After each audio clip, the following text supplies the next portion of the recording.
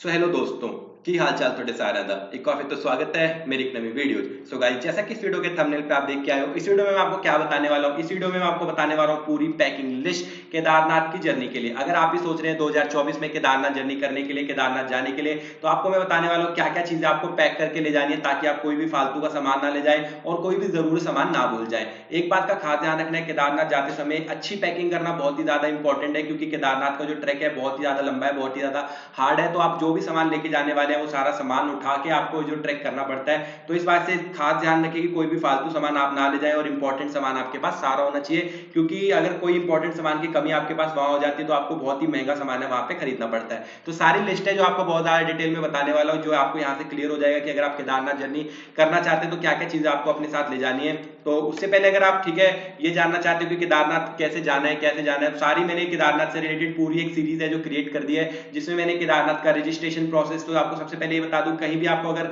चार धाम में ट्रेवल करना, चाहे वो यमुनोत्री हो, गंगोत्री हो, केदारनाथ हो, बद्रीनाथ हो, चाहे हेमकुंड साहिब हो, आपको सबसे पहले करना पड़ता है रजिस्ट्रेशन प्रोसेस। तो रजिस्ट्रेशन प्रोसेस कैसे करना है उसकी पूरी डेमो वीडियो मैंने बना दिया, जिसका लिंक नीचे डिस्क्रिप्शन में दिया गया। एक पूरी सीरीज ही बना दी है जिसमें मैंने आपको सारे पार्ट्स है बताए हैं। इस वाले पार्ट में मैं आपको क्या बताने वाला हूँ, बैक पैकिंग की लिस्ट बताने वाला हूँ पूरी। उससे पहले मैंने आपको रजिस्ट्रेशन प्रोसेस, कैसे आपको वहां पे रीच करना है, क्या क्या चीजों का ध्यान रखना है, कैसे देखनी है, केदारनाथ ट्रैक कैसे करना है, ट्रैक के दौरान क्या क्या चीजें ध्यान रखनी है, वो सारी चीजें मैं आपको पिछली वीडियो में बता चुका हूं, जिनके डायरेक्ट लिंक्स नीचे डिस्क्रिप्शन में भी है, ऊपर आई बटन पे भी है। तो जो चार धाम यात्रा की रजिस्ट्रेशन है वो 15 अप्रैल से स्टार्ट हो चुकी है, ऑनलाइन और ऑफलाइन मोड दोनों मोड में चल रही है। कैसे भी चाहे तो आप करवा सकते हैं। यमुनोत्री, गंगोत्री और केदारनाथ के जो कपाट है वो 10 मई से खुलने वाले हैं, मतलब कि 10 मई से जो यात्रा है वो स्टार्ट होने वाली है। बद्रीनाथ के जो कपाट है वो 12 मई से स्टार्ट होने वाले हैं, बद्रीनाथ की यात्रा 12 मई से स्टार्ट होगी। और जो हेमकुंड साहिब के ट्रैक है वो जो कपाट है वो 25 मई से खुलने वाले हैं। तो हेमकुंड साहिब की जो यात्रा है वो 25 मई से स्टार्ट होगी।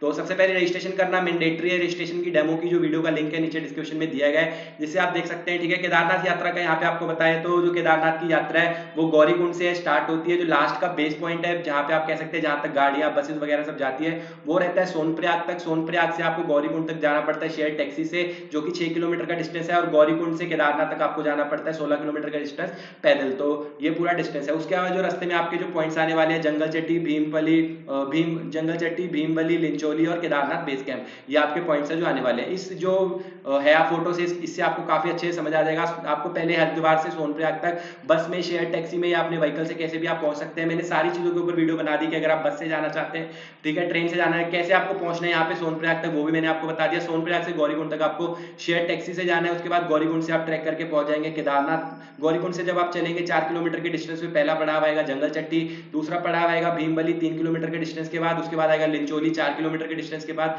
लिंचोली के बाद आएगा बेस कैंप 4 किलोमीटर के डिस्टेंस के बाद, और बेस कैंप से 1 किलोमीटर है केदारनाथ। तो ये आपका ऐसा पूरा कुछ है जो ट्रैक है रहने वाला है। अब अगर हम बात करें पैकिंग की लिस्ट की, तो आपको ये सारी चीजें हैं जो ध्यान रखनी है। सबसे पहले है जो हम बात करते हैं कपड़ों की। कपड़े सबसे इंपॉर्टेंट चीज है यहाँ पे जो आप पैक करने हैं, क्योंकि आपको सारे कपड़े उठा के ट्रैक करना है। तो आपको जो अपने कपड़े हैं वो वाइसली चूज करने हैं, अच्छे से चूज करने हैं, ताकि आपके ऊपर कपड़ों का जो फालतू भार है वो बिल्कुल भी ना हो। तो अगर हम क्लोथिंग की बात करते हैं तो क्लोथिंग में सबसे पहले आपको ले जानी है एक अच्छी ट्रैकिंग पैंट। ट्रैकिंग पैंट आपके पास कैसी होनी चाहिए, जो आपकी लाइट वेट हो, जो आपकी मतलब जल्दी से सूख जाए, अगर गीली हो, और कंफर्टेबल और फ्लेक्सिबल होनी चाहिए। एक अच्छी ट्रैक पैंट है जो आपके पास होनी चाहिए, क्योंकि आप बहुत ही ज्यादा लंबा और डिफिकल्ट ट्रैक करने वाले हो, तो ट्रैक पैंट होना जरूरी है। एक अच्छी टी शर्ट ले जाना, क्योंकि दिन में जब आप ट्रैक करते हो तो काफी ज्यादा धूप पड़ रही है, तो एक अच्छी टी शर्ट आपके पास होनी चाहिए, जिसको पहन के आप अच्छे से ट्रैक वगैरह कर सको।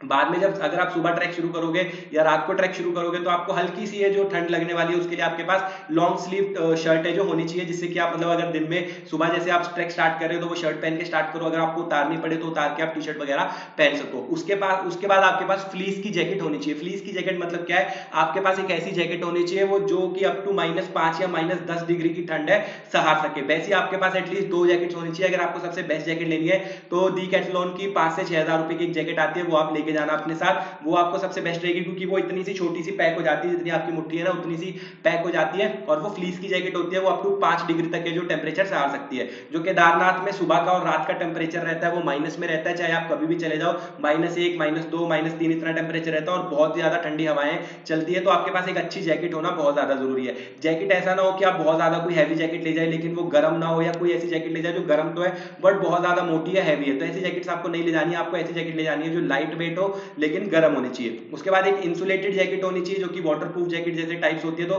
टोटल जो 2 जैकेट ले जाना है, एक फ्लीस की गर्म जैकेट होनी चाहिए, उसके ऊपर एक ऐसी जैकेट जो इंसुलेटेड टाइप की नहीं होती, जैसे मतलब कैसे फ्लफी फ्लफी सी इंसुलेटेड टाइप की, जिसके ऊपर वाटर या स्नो फॉल हो रही है तो कोई भी दिक्कत आपको नहीं आनी चाहिए। उसके बाद आपके पास रेनकोट होना चाहिए। रेनकोट जो केदारनाथ के ट्रैक पे सबसे ज्यादा इंपॉर्टेंट है, क्योंकि कभी भी स्नोफॉल हो सकती है, ठीक है, जोरदार, और कभी भी बारिश हो सकती है। तो जो रेनकोट है वो बहुत ही ज्यादा इंपॉर्टेंट है, और रेनकोट अच्छी क्वालिटी का घर से ही लेके जाना। उसके बाद आपके पास है जो गर्म जो टोपी है, ग्लव्स है, होने चाहिए। उसके बिना आपका काम वहां पे बिल्कुल भी नहीं चलने वाला, हवा सीधा ठंडी सर में घुसती है। तो गर्म से गर्म टोपी और ग्लव्स आपके पास होने चाहिए। गर्म जराबे आपके पास होने चाहिए, 2 से 3 जोड़े गर्म जराबे आपके पास होने चाहिए, ठीक है। अंडरगारमेंट जो वो तो आपको पता ही है।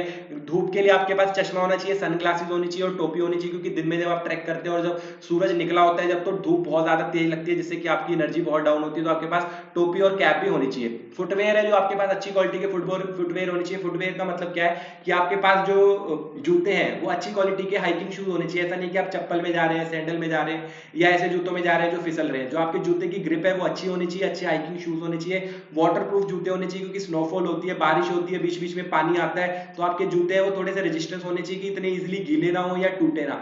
जूते अच्छी क्वालिटी के ही लेके जाना, अगर टूट गए तो बहुत ज्यादा प्रॉब्लम में आ सकते हो, ठीक है। चप्पल वगैरह इन सब चीजों में ट्रैक पे मत जाना, क्योंकि अगर पैर मुड़ गया इन सब चीजों की वजह से तो बहुत ज्यादा प्रॉब्लम में आ सकते हो। तो अच्छी क्वालिटी के जूते लेके जाओ जिसमें आपका पैर सेफ रहे, कंफर्टेबल रहे, आपको अच्छा लगे। उसके बाद शूज और सैंडल्स वगैरह लेके जाओ। जब आप वहां पे पहुंच जाओ तब आप वो सब वेयर कर सकते हो, बट रास्ते में ये सब चीजें वेयर बिल्कुल नहीं करनी। उसके बाद जो कुछ इंपॉर्टेंट चीजें आपके पास होनी चाहिए, बैकपैक होना चाहिए आपके पास अच्छा सा।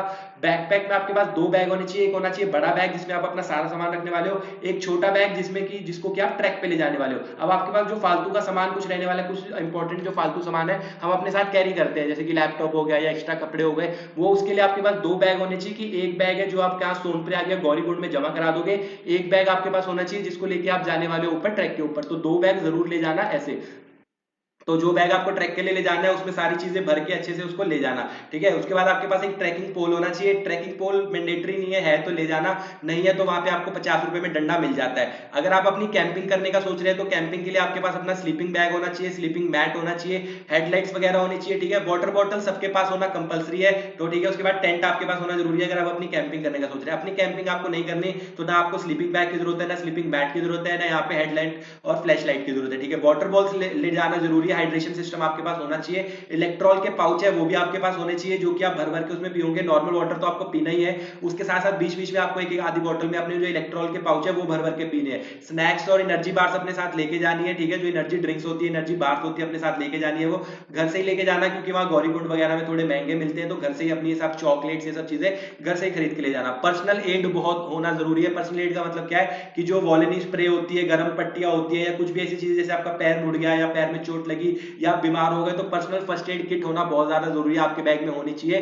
तो पर्सनल फर्स्ट एड किट में सबसे इंपॉर्टेंट चीज आपकी रहने वाली है, वो रहने वाली है ऑक्सीजन सिलेंडर। फिर से रिपीट कर रहा हूं, जो आपकी फर्स्ट एड किट रहने वाली है उसमें सबसे इंपॉर्टेंट चीज आपकी रहेगी ऑक्सीजन सिलेंडर। जितने भी लोग हैं, चाहे वो जवान है चाहे वो बूढ़े हैं, कैसे भी है, आपको ऑक्सीजन सिलेंडर अपने साथ केदारनाथ के ट्रैक के ऊपर जरूर कैरी करना है, क्योंकि हर साल है जो ऑक्सीजन की कमी की वजह से बहुत यंग लोग भी है जो डेथ हो रहे हैं, क्योंकि एकदम से जब ऑक्सीजन की कमी होती है और किसी के पास नहीं होता तो बहुत ज्यादा प्रॉब्लम होती है। तो अपनी सेफ्टी के लिए या दूसरों की सेफ्टी के लिए जो ऑक्सीजन सिलेंडर है वो अपने साथ कैरी करना है फर्स्ट एड किट में। उसके साथ आपके पास वॉलिनी स्प्रे, गर्म पट्टियां, बुखार की दवाई, खांसी की जुकाम की दवाई, ठीक है। उसके बाद लूज मोशन, जो सारी इंपॉर्टेंट दवाई है वो आपके पास होनी चाहिए। सनस्क्रीन होनी चाहिए, जैसे धूप में अगर ट्रैक कर रहे हो तो सनस्क्रीन लगा लेना, लिप बाम लगा लेना। ये सब ऑप्शनल चीजें आपको रखनी है तो रख सकते हो, नहीं रखनी तो नहीं रखनी।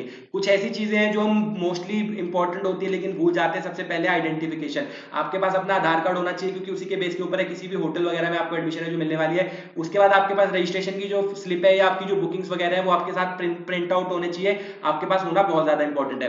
वहां पे केदारनाथ में जाके जो नेट वगैरह बहुत कम चलता है या जो गूगल पे वगैरह एक्सेप्ट नहीं होता, तो सारी ट्रांजैक्शंस कैश में होने वाली है, तो इनफ कैश आपके पास होना चाहिए। और अपने कैश को जो डिस्ट्रीब्यूटेड रखना अलग अलग जगह पे, ताकि आपको कोई भी प्रॉब्लम ना आए। उसके बाद आपके पास लाइट वेट टॉवल्स होने चाहिए, ताकि आप चलते हुए अपना पसीना वगैरह पहुंच सके। टॉयलेटरीज आपके पास होनी चाहिए, जैसे कि ब्रथ, टूथपेस्ट, ठीक है, सोप, हाथ वगैरह धोने के लिए। और सबसे इंपॉर्टेंट चीज हैंड सैनिटाइजर अपने पास जरूर रखना, और अपने साथ टॉयलेट पेपर जरूर ले जाना, क्योंकि जब आप केदारनाथ में कहीं भी टॉयलेट वगैरह जाते हो तो वहां पे जो पानी है ना बहुत ज्यादा ठंडा रहता है। केदारनाथ में जब पहुंच जाते हो वहां तो जो बर्फ है बहुत ज्यादा, इतना ठंडा पानी रहता है कि आपको वहां पे जो टॉयलेट पेपर की जरूरत पड़ने वाली है, तो टॉयलेट पेपर भी अपने साथ जरूर ले जाना, सोप भी ले जाना, हैंड सैनिटाइजर भी ले जाना। उसके बाद प्लास्टिक बैग्स आपको अपने साथ ले जाने हैं, ताकि प्लास्टिक बैग ऐसे नहीं कि फेंकने के लिए, प्लास्टिक बैग ले जाने की, जैसे बारिश हो जाए तो अपना फोन, वॉलेट, ये सब चीजें उसमें रख सको। कैमरा अगर आपको ले जाना है तो ले जा सकते हो, एक पेन पेंसिल ले जाना है वो भी ले जा सकते हो, ठीक है। ट्रैकिंग के जो परमिट वगैरह डॉक्यूमेंट्स है वो आपको मैंने ऑलरेडी बता रखा है कि वो आपको प्रिंट वगैरह करके अपने साथ ले जाने ही है। अपने पर्सनल खुद के घर से 2 लॉक्स आपको लेके जाने, ठीक है, एक छोटा लॉक एक बड़ा लॉक, ताकि आपको अगर लॉकर वगैरह में लगाना पड़े या टेंट पे आप जहाँ पे स्टे कर रहे हो वहां लगाना पड़े तो आपके पास लॉक है जो खुद के होने चाहिए। आपके पास एक्स्ट्रा पेट्रोल होना चाहिए, अगर अपने खुद के व्हीकल से जा रहे हैं तो खुद का पेट्रोल है जो लेके आना, जो मतलब आपको कमी ना दे। उसके बाद आपके पास पावर बैंक्स होने चाहिए। पावर बैंक से आपको ट्रैक में बहुत ज्यादा काम आएंगे, क्योंकि आपको जो जब आप सोनप्रयाग पहुंच जाएंगे उसके बाद आपको इलेक्ट्रिसिटी की जो दिक्कत है वो बहुत ज्यादा आने वाली है, तो आपके पास 1 या 2 पावर बैंक जितने भी अपने साथ लेके आए, हो सके तो पोस्टपेड का सिम भी लेके आए। वैसे तो केदारनाथ में प्रीपेड के सिम भी अच्छे चलते हैं, ऊपर टेंपल तक भी रेंज है जो आ जाती है, बट आपके पास अगर पोस्टपेड के सिम है तो वो अच्छे से आपके और ज्यादा काम है जो कर सकते हैं। ट्रैकिंग की पूरी गाइड है आपके पास जो ऑफलाइन में होनी चाहिए, मतलब आपको क्या क्या रूट्स फॉलो करने हैं, कहाँ पे आपको स्टे करना है, कहाँ पे क्या चीज है, एक अच्छे से जो रोड मैप है अपने ऑफलाइन किसी पेपर के ऊपर बना के या लिख के लेके आना, क्योंकि आपके फोन की बैटरी अगर डेड हो गई तो आपको वहां पे कुछ भी नेटवर्क या चार्जर कुछ नहीं मिलने वाला। तो ऑफलाइन में सारी इंफॉर्मेशन है जो आपके पास रिटर्न होनी चाहिए, आपके सारे दोस्तों के फोन नंबर ऑफलाइन में सबके पास रिटर्न होने चाहिए, ठीक है, पूरा प्लान ऑफलाइन में रिटर्न होना चाहिए ताकि किसी को कोई भी प्रॉब्लम ना आए। तो ये सारी चीजें हैं जो आपको ध्यान रखनी है। केदारनाथ जाते समय एक बात का खास ध्यान रखना है, इंपॉर्टेंट टिप्स जो आपको बता रहा हूँ कि जो आपको पैकिंग करनी है बहुत ज्यादा लाइट करनी है। 2 बैग लेके आना जो आप ट्रैक पे लेके जाओगे, बैग सबसे हल्का वाला, जो सिर्फ जरूरी सामान है उतना सामान ही लेके जाना।